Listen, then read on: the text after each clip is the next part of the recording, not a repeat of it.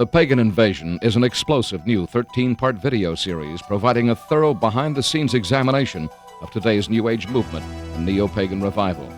Each superbly produced volume features rare footage from around the world, along with expert analysis by noted Christian leaders and authors. For more information, contact your local Christian bookstore or call 1-800-828-2290. California residents call 1-800-633-0869.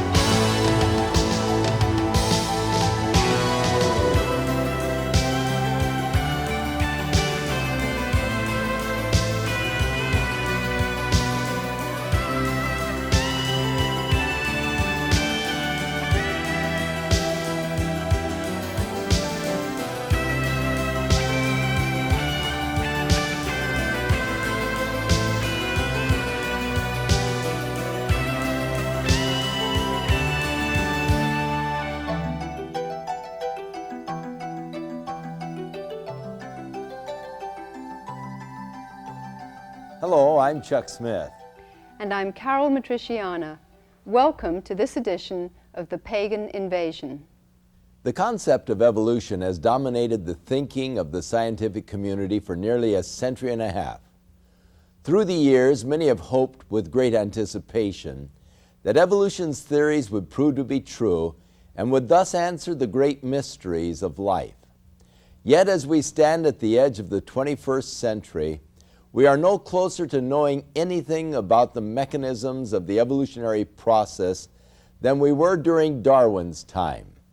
To this day, scientists have failed to agree on many evolutionary claims, including how it happened, when it happened, and what changed into what, and how non-life became life. Should the theory of evolution prove to be invalid, the only other explanation for existence of life would be the result of the handiwork of a master designer and creator. And that's a conclusion that the scientific community seems to avoid considering at any cost. Most people are under the impression that Charles Darwin discovered the law of evolution and that it is a modern scientific fact. That assumption, however, is not true. Ancient Greeks, Indian mystics, and many other cultures have believed in various forms of evolution throughout the ages. What Darwin did was popularize a theory of evolution in 1859 with the publication of his book, The Origin of Species by Natural Selection. Darwin has been said to be responsible for perhaps the most fundamental of all intellectual revolutions in the history of mankind. Yet in his book, he doesn't give any scientific evidences for evolution, cites no examples of new species resulting from natural selection, produces no examples of transitional forms, and documents no evolutionary mechanisms. Darwin was not the brilliant scientist most would think him to be, but a theologian and surprisingly a Freemason. In fact, his only formal training was in theology at Cambridge University in England. Today, prominent evolutionary scientists continue to attack and contradict their own hypothesis, which should be a warning to us of its weakness as a scientific theory. Yet this crisis doesn't appear to daunt or discourage its promotion.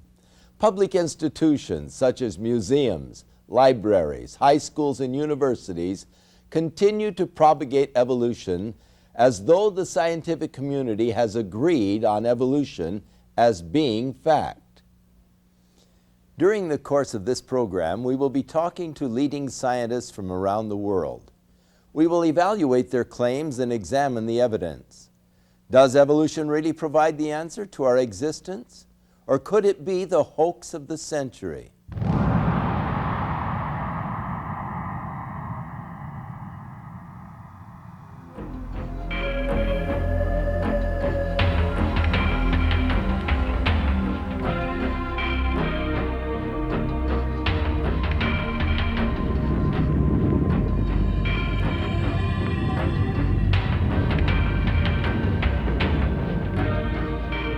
The controversial question of how life began has puzzled mankind for thousands of years. There are two schools of thought. One idea is that God is the master of nature, the creator and ruler of the universe, who designed each kind of life on Earth with deliberate intention. This concept is known as creation science, or abrupt appearance. An opposing view, which is predominant in today's society and scientific community, is known as evolution. It teaches that non-living matter unintentionally changed into life and developed with time. Single-celled forms progressed into more complex multi-celled forms, resulting in the ultimate development of man. The principles of evolution influence every aspect of our society. Around the world, prestigious museums display evolutionary perspectives. National parks and historical sites have become showcases for evolutionary information. Science magazines, geography and natural history publications, children's books, and TV specials present evolution to the public as fact.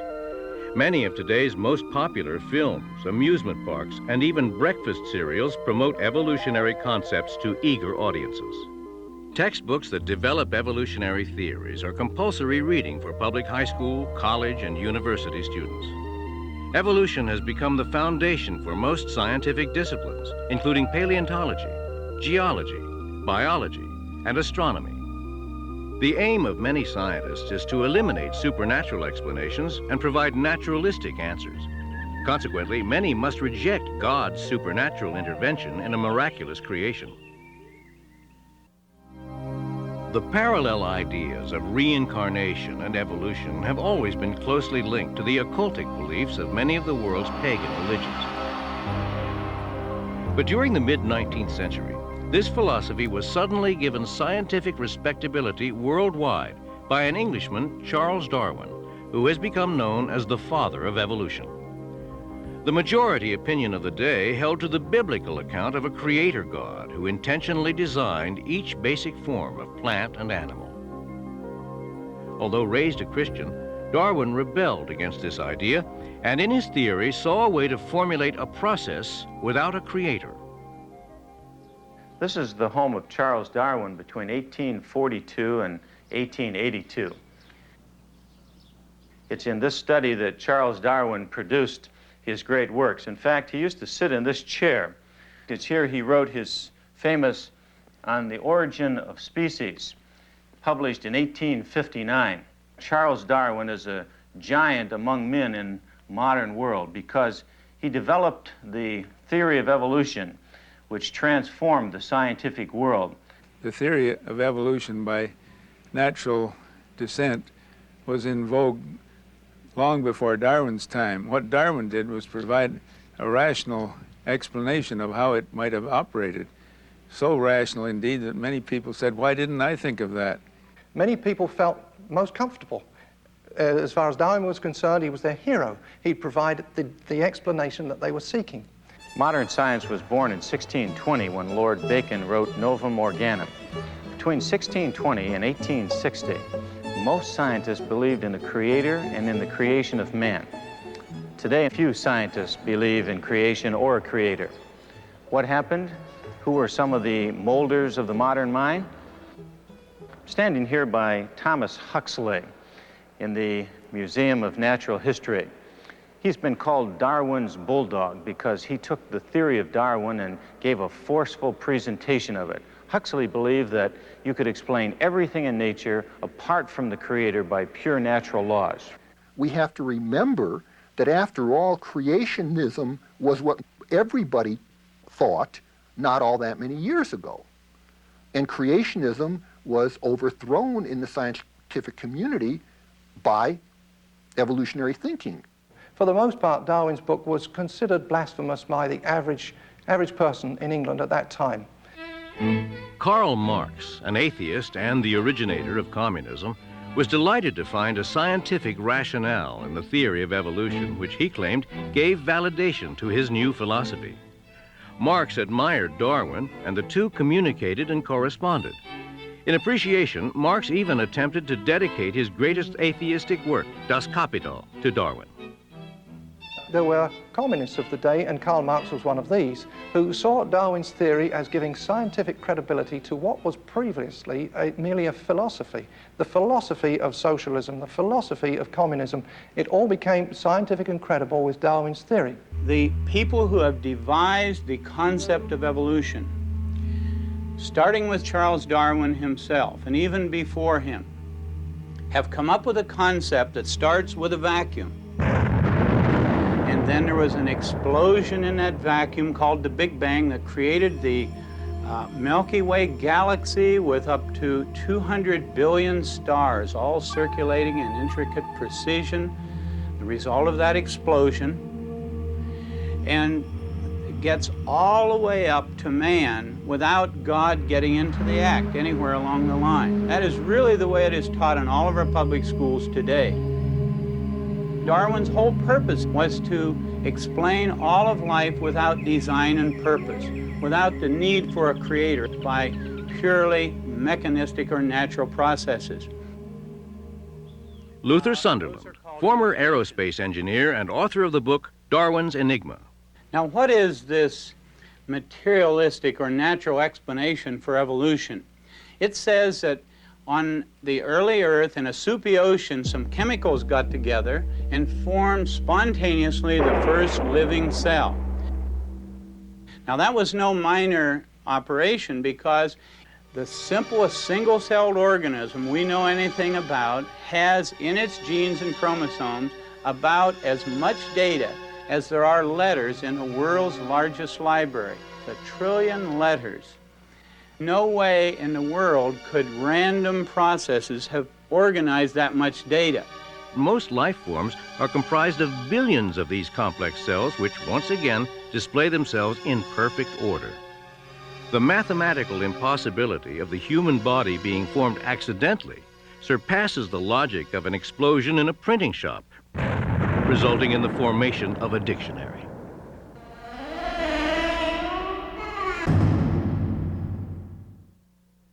Appearing in the film The Evolution Conspiracy is Dr. John Morris, who is head of geological studies for the Institute for Creation Research in San Diego, California. I spoke with Dr. Morris and asked him to explain the differences between creation and evolution and to describe how recent scientific discoveries had affected both these theories. Evolution is the idea that all of the life forms that we see living today and that we see recorded in the fossil record have all come from a common ancestor. The idea is that some 4 or so billion years ago, a single-cell organism came into existence from non-living chemicals. It was spontaneous generation. It just became alive from non-living material. And then through a process of modification over the years, through mutation, natural selection, genetic drift, whatever, it has evolved. It has changed, altered into the various forms of life that we see today. That's the basic concept of evolution, that all of life has come from a common ancestor. The idea about creation, however, is the opposite to that, that each basic category of plant or animal has come directly by a creative act, that it did not descend from an ancestor that was different from itself. Dogs have always been dogs. People have always been people. People did not come from a non-human ancestor. The other idea about creation is that once this category was created, it was created with the genetic makeup, the DNA code that was designed so that their descendants would always produce that category. It would not evolve, as it were, into something else. The creation model, with its concept of categories of animals appearing abruptly, is sometimes called the abrupt appearance model. The idea that things got here abruptly without having descended from a different sort of thing. And then stasis is the idea that it's been stationary since it's got here. It doesn't go anywhere. It doesn't change in anything else. Both these views seem in such opposition to each other. How can scientists have such differing views of the origins of life? That's a very good question, and I think this is really the bottom line question. It's important to understand that both creationists and evolutionists have the same evidence to study. We have the same rocks, the same fossils, the same living systems. Everything is the same, but yet our interpretations are so dramatically different. A lot of times non-scientists say, how can scientists who are supposed to be open-minded and non-biased, how can they come to such dramatically different interpretations of the evidence? We've got to dispel that common notion that scientists are unbiased. Scientists are some of the most biased people you'll ever meet. In fact, it's impossible not to be biased. It's not a matter of whether or not you're biased. It's what bias are you biased with. My contention is that the creation bias is a better bias with which to study the evidence. The fossils, which have long been thought to be the proof of evolution, are now recognized by almost everybody, evolutionists included, to be at best an embarrassment to evolution, because what the fossil record shows, and all the leading evolutionists will tell you this very same thing, that the fossil record shows that things appeared abruptly. That's the way they say it, that they got here abruptly. Now they're talking maybe a rapid evolution, but they say the fossil record is characterized by abrupt appearance and stasis. But that's the definition of creation. Evolutionists have to say, well, a small isolated group evolved so rapidly that it left no transitional fossils between these basic categories of animals. And we say, how do you know it happened at all? Over 1,000 species a year are becoming extinct. That comes down to 3 a day.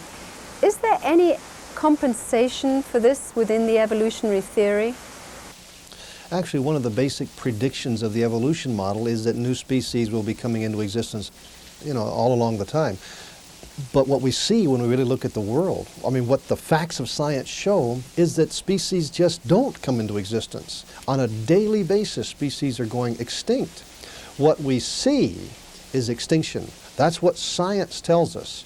Now, the evolutionary historical reconstruction is that new species are forming, but the evolutionary reconstruction does not fit well with observed science. In wanting to steer clear of the concept of a creator, evolutionary scientists have ironically and unwittingly adopted an idea which forms the basis of many pagan religions. In an attempt to avoid traditional biblical religion, they actually promote another. The results have been devastating. Many areas of science, such as biology and geology, have been compromised. In searching for evidence to prove evolution, scientists have pursued a series of wild goose chases only to come up empty-handed. Perhaps the biggest waste of time has been the search for the missing links in the fossil record, which to this day are still missing.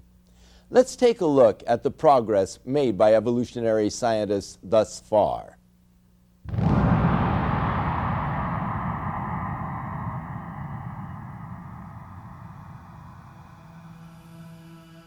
If evolution has really occurred, we ought to be able to see the evidence in the fossil record. After all, that's the record of the past. But if we look at that fossil record carefully, we see that there are no recorded instances of one type of an animal ever changing into another. There's no transitional forms.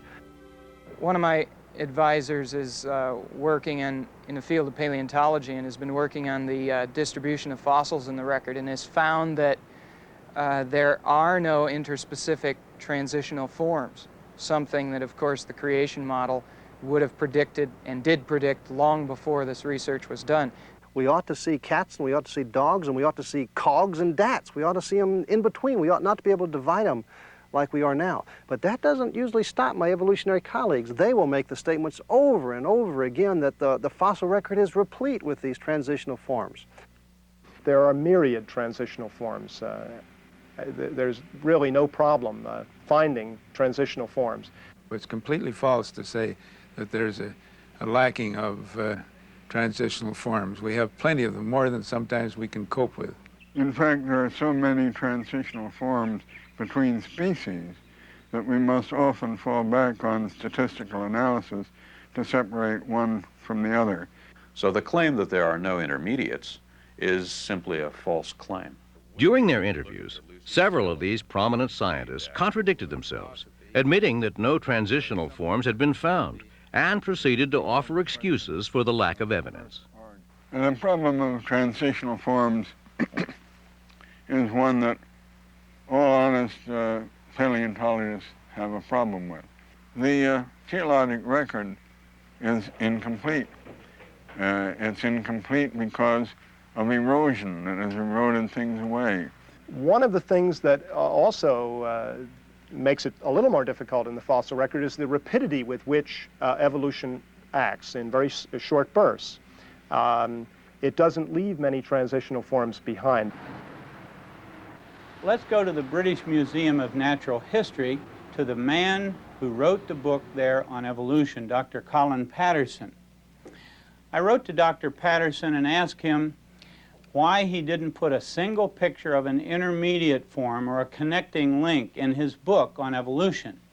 Dr. Patterson now, who has 7 million fossils in his museum, said the following when he answered my letter, quote, "I fully agree with your comments on the lack of direct illustration of evolutionary transitions in my book. If I knew of any, fossil or living, I certainly would have included them," unquote. Later he said, "I will lay it on the line. There is not one such fossil for which one might make a watertight argument." Because no fossil records exist to confirm evolutionary assumptions, dubious artworks are relied upon and exhibited as fact. Misleading artistic interpretations depict fish magically growing legs and changing into amphibians, extinct deer-like creatures mysteriously turning into horses, and monkeys becoming humans. Where non-existent transitional skeletons are needed to prove a point, skilled craftsmen substitute plastic and wooden models. I'm very concerned about the way our museums present evolution as though it were a proven fact.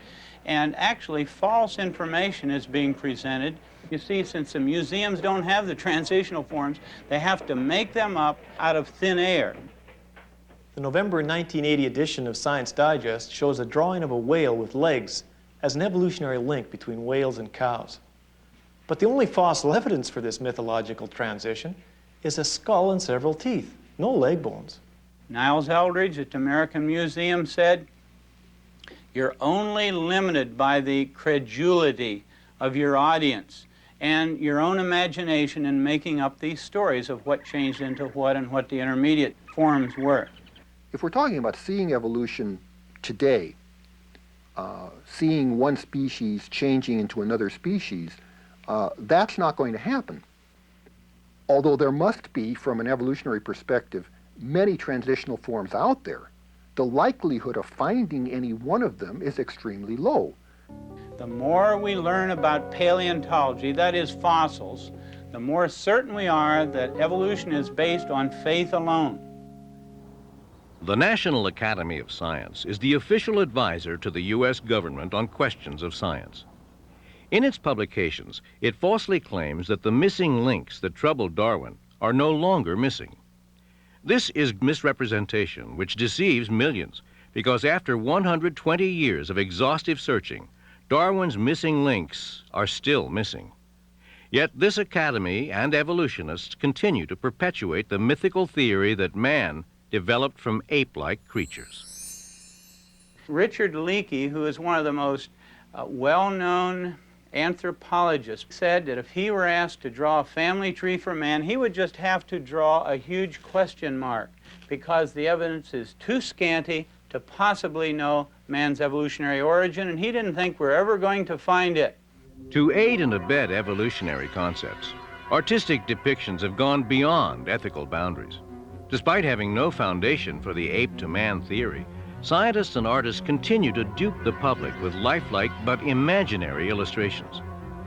These artists vainly entertain natural progressions of apes to humans and presume their hair color, skin tones, and even facial expressions from no more than a tooth, a piece of bone, or even no evidence at all. National Geographic magazine, which doesn't attempt to hide its evolutionary bias, admits that these fossilized footprints are identical to human footprints. Yet artists take the liberty to accommodate evolutionary theory and illustrate ape-like features to fit ape-like creatures, all because biased dating processes insist that these footprints were found in rock layers said to exist before humans.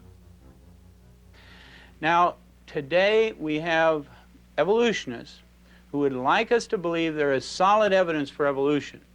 Before the public, they generally create the impression that the evidence is just like solid gold, that man has evolved from some ape-like creature. Dr. Donald Johanson, director of the Institute of Human Origins, discovered Lucy, an alleged ape-to-man missing link. The human family and the ape family diverged and went on their own individual and separate evolutionary trajectories. We don't know precisely what the common ancestor was for that, but we know that it resembles something like what is called Ramapithecus. Ramapithecus. That was formed out of nothing but a fragment of a jaw and several teeth. And for many, many years, Ramapithecus was held up as our ape-like ancestor. But now Dr. Pilbeam at the Yale-Harvard Peabody Museum, when I interviewed him, he said, we have found about 40 of these creatures now, some of them fairly complete, and they are not on the direct line to becoming man at all. They're more like an orangutan. Dr. Pilbeam of Yale, who first claimed that Ramapithecus was an ancestor of man, now suggests that it isn't. Yet evolutionists continue to cite Ramapithecus as an ape-man link. Another so-called missing link, Java Man, was concocted by Eugene Dubois when he found an ape-like skull fragment, and then 50 feet away he found a human leg bone.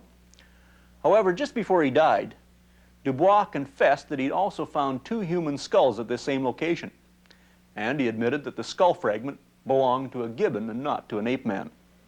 Homo erectus is probably best known as Java Man. And it was at this stage in human evolution that they began to make and use these large triangular hand axes. Brains expanded over 1,000 cc's, body proportions similar to ours evolved, and we were firmly on the road to later hominids, including modern humans. This hoax is still accepted by evolutionists today, and it's presented to the public as a true missing link. If you think the Java Man hoax is incredible, wait until you hear all the facts surrounding Johansson's Lucy, this little 3.5-foot adult skeleton, which looks just like a chimpanzee. As you know, Lucy was found in 1974, and sometimes I refer to her as the woman who shook up man's family tree, because she represents for us the oldest, most complete skeleton we have of any human ancestor known to anthropologists.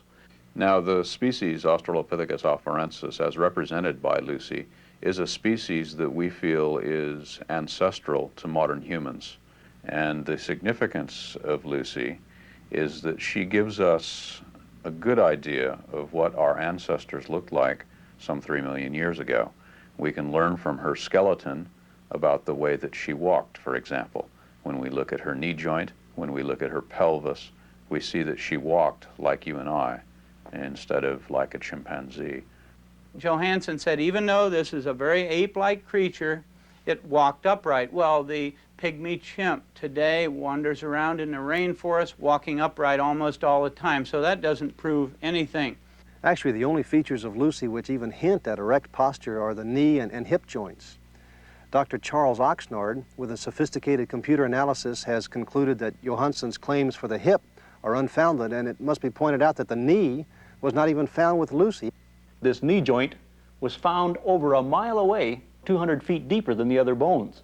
She comes closer to representing, I think, what the average person thinks of as the missing link than any other fossil we had ever found in Africa. So she has extraordinary importance in terms of understanding the very earliest phases of human evolution. Richard Leakey and others are now claiming that in all likelihood Lucy is really a mosaic of 2 or more species. This isn't funny. What is funny is that they claim that creation isn't scientific. The next thing back was Piltdown Man. Here was a case where a human skull had been doctored up along with a jaw of an orangutan to make the jaw look somewhat human. The teeth were filed. It turned out to be a pure fraud. Piltdown Man was a purposeful fraud, and it fooled the world's greatest evolutionists simply because they so much wanted to believe that there was some evidence for evolution. Neanderthal man was originally found in the Neanderthal Valley of Germany. These creatures almost all looked very modern, but several of them, 2 or 3, had a very stooped over, brutish appearance. Now, however, 2 scientists have gone over to the museums in Europe from Johns Hopkins University, got these bones out of the museums and x-rayed the ones that had a very stooped over appearance. And lo and behold, they discovered that the stooped over creatures had rickets or some vitamin D deficiency disease such as arthritis. They have reclassified the Neanderthals from a separate species, now put them back into Homo sapiens, the same as modern man. Now, Nebraska man consisted of nothing but a single tooth. And around this single tooth, pictures were drawn showing an ape-like creature that had evolved into man. It turned out later that this tooth was nothing but the tooth of an extinct pig.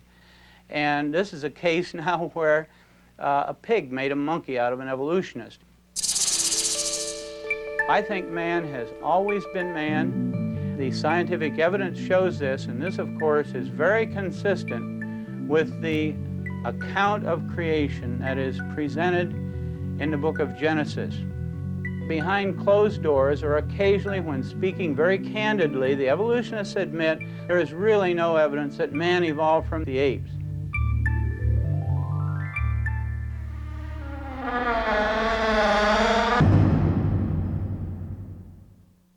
Artworks in museums and textbooks show the nature of evolution. What is the truth behind these artworks?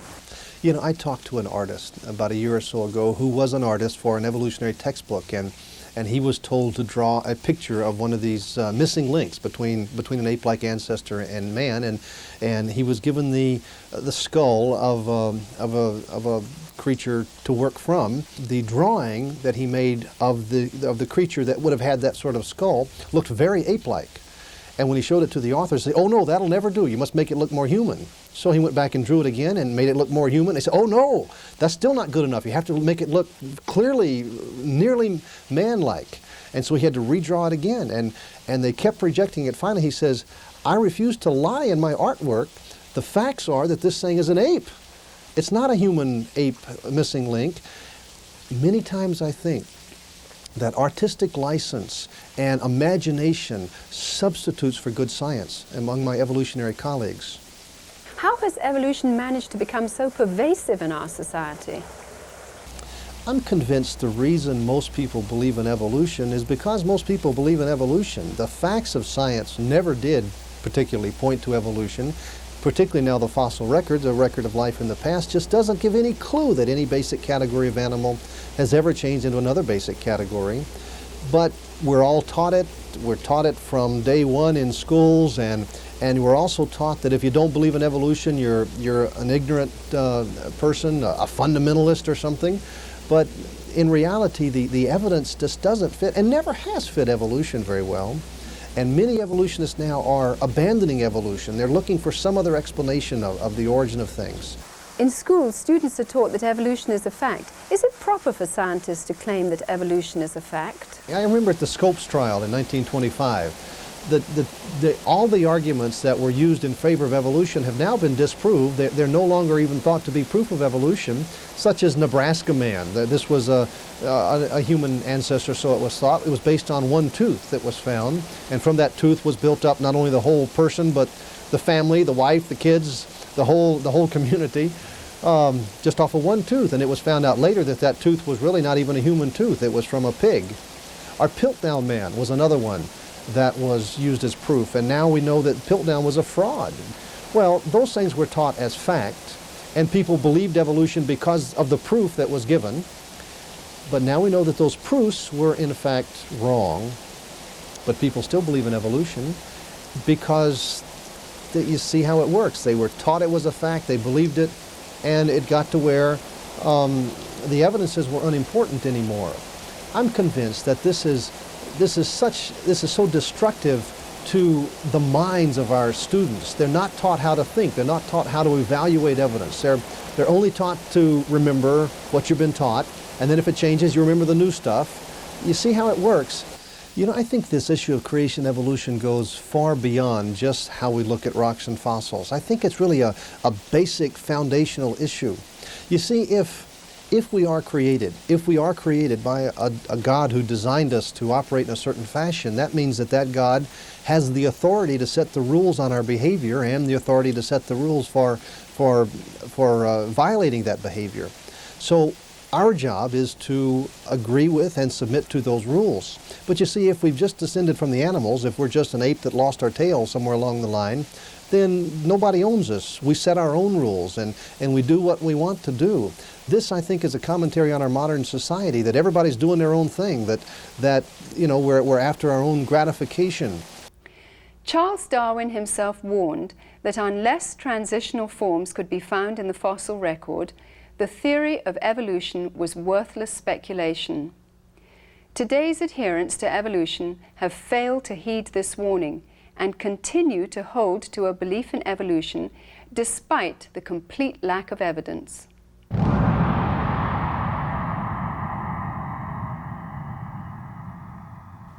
The evolutionists realize that they can no longer rely on the fossil record to give them any support. So what they've done is they've come up with a very crafty alternative to the Darwinian concept of evolution. They call it the punctuated equilibria concept. One of the really exciting developments in evolutionary theory in the last 10 to 15 years has been the theory that instead of evolving very gradually over a long period of time, that evolution came in short bursts that were interspersed with much longer periods where virtually nothing happened. You see, this solves all kinds of problems intellectually for the evolutionist. He doesn't have to look at the fossil record.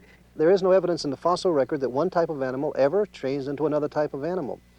Punctuated equilibria comes along and says that isolated populations of animals evolved rapidly and left no fossil trace. But this is an argument from lack of data. There are no transitional forms, and that's used then as proof of the brand of evolution called punctuated equilibria. This is bad science. With this new information, we're trying to refine our view of evolution. And what's emerging is a much more powerful synthesis of the evolutionary theories. I'm convinced that the idea of punctuated equilibria is really a desperate attempt to salvage evolutionary theory. Punctuated equilibrium, while attempting to explain the lack of intermediate forms between neighboring species, neglects to address the real issue that asks why there are no transitions between major categories of life forms. One extraordinary answer was offered by Goldschmidt's hopeful monster theory. Who would believe, for instance, that a reptile laid an egg and a bird came crawling out of the egg, as Goldschmidt had said about this theory when he first came up with it? We are literally going back to the very foundations of evolutionary principles and reevaluating once again the mechanisms whereby evolution takes place. Unfortunately, I think a number of those outside the scientific fields that deal with evolution interpret this as a casting doubt on the very, what I would call the fact of evolution. What it does say to us is that the evolutionists are running scared. It seems like almost every new development in science is converging to destroy evolution. Whether we're talking about new discoveries in astronomy or in paleontology or biology, this is true. I just realized finally, after studying all this material and thinking this thing through, that the evidence, the scientific evidence for creation is a lot stronger than the scientific evidence for evolution. In the last decade, most of the basic pillars upon which evolution has stood have collapsed, and the theory is in chaos. Now, unfortunately, at this time, the evolutionists are crying louder than ever before that evolution is a fact. Well, it's my personal view that evolution is a dead certain fact. Evolution, there is no question that it happened. The geological record cannot be explained in any other way than through the evolutionary process. Many times you'll hear the statement that evolution is a fact, but a scientist should know better than to make a statement like that. If evolution has ever occurred, it was not observed, and therefore it's outside the realm of science. It's inaccessible to scientists and the scientific method. Many of my evolutionary colleagues are coming up with rather bizarre theories. It seems that they recognize that evolution doesn't make good sense scientifically, and so they're forced to come up with these incredible imaginary ideas. For instance, some now recognize that the spontaneous generation of life from non-life is scientifically impossible. So what do? Do they attribute it to a creator? No, they claim that life came from outer space. Well, they can believe that if they want to, but they shouldn't call it science, and they shouldn't teach it in schools as if it were science. Evolution is simply a matter of making up stories in place of the actual scientific data. Science used to be the search for truth. Now it seems it's deteriorated into the search for a believable story. The scientist who can make up the most plausible sounding story and can get it printed or get the media to tell about it, he is the one that becomes famous. I can say that as a scientist I see zero evidence that evolution has occurred or that any is going on today. One scientist I spoke with said that even if evolution is not true, there's no way it could ever be retracted because it had gone too far. Millions of textbooks would have to be reprinted, and museums all over the world would have to tear down their exhibits. Society would never trust science again.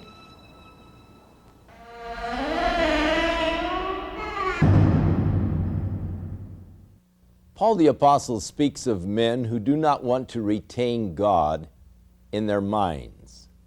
And this is the only reason why the evolutionary theory is still held on to, because it offers to man the explanation for his existence apart from God. But as Paul the Apostle also said, professing themselves to be wise, they have become fools, because they have changed the glory of an incorruptible God, and they have fashioned it like unto corruptible beast. And they have worshipped and served the creature more than the Creator, who is blessed forevermore. And that's the problem, the worship of the creature rather than the Creator. But that in itself is irrational. To look at the beauty and the design of creation and then to worship the creation itself is not rational. To look at a rose, to admire its beauty, to smell its fragrance and say, oh, that's God. No, that's irrational. That is a creation of God. It shows the signs of God in the design. And so the wise person will go beyond the creature and worship the Creator, who is blessed forevermore. Don't get caught short. Go all the way and worship God, the Creator. Within all of us, there is a God-shaped vacuum Throughout the ages, man has attempted to fill that void with the things of the world. But it is only through a relationship with our Creator that we can be truly satisfied. His Holy Scriptures reveal the way in which we can be reconciled to God, and that is through the provisions of His Son, Jesus Christ. I'm Chuck Smith. And I'm Carol Matriciana. Join us again for another edition of The Pagan Invasion.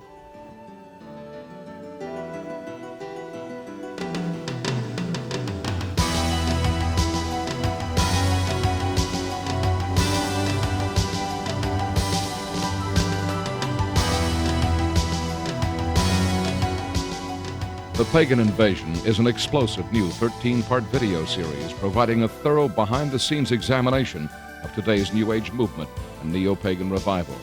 Each superbly produced volume features rare footage from around the world, along with expert analysis by noted Christian leaders and authors. For more information, contact your local Christian bookstore or call 1-800-828-2290. California residents call 1-800-633-0869.